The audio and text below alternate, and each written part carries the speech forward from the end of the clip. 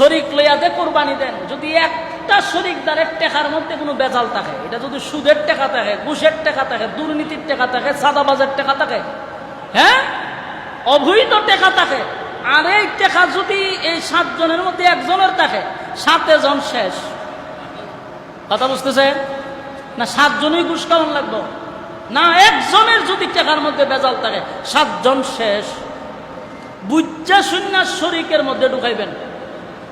আপনি ভালো, আপনার মন ভালো, টাকা হালাল, সব ঠিক আছে, কিন্তু লইছেন একটা বান্দর, এটা টাকা বিভিন্ন জায়গাত লাগায়, এটা রাস্তার চাঁদাবাজির টাকা পাইছে কিছু, ওই যে নেতা ফেতার লাগে ঘুরে কিছু চাঁদার টাকা দেয়, এরপরে দুর্নীতির টাকা, ঘুষের টাকা, সুদের টাকা, এটা সব একটা ভ্যারাইটি স্টোর আইনা দিছে আপনার কাছে, নেন আমি 10,000 টাকা দিছি আমার এক শরিক, এই যে শরিকটা দিলেন এরা যাচাই বাছাই আপনি করলেন না, 7 জন শেষ। 7 জনের মধ্যে 6 জন আছেন আল্লাহর ওলি, সব শেষ।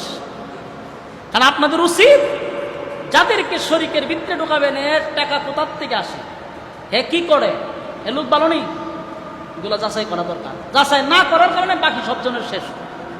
এই জন্য নিয়তের উপরে সবকিছু ডিপেন্ড করবে। এই জন্য আল্লাহ ইসমাইল আলাইহিসসালামকে ইব্রাহিম আলাইহিস সালাম জব করুক, এটা আল্লাহ চায় নাই। আল্লাহ চাইছিল পূর্ণ প্রস্তুতি নিছে, মনের ভিতর পরীক্ষা করছে। সুবহান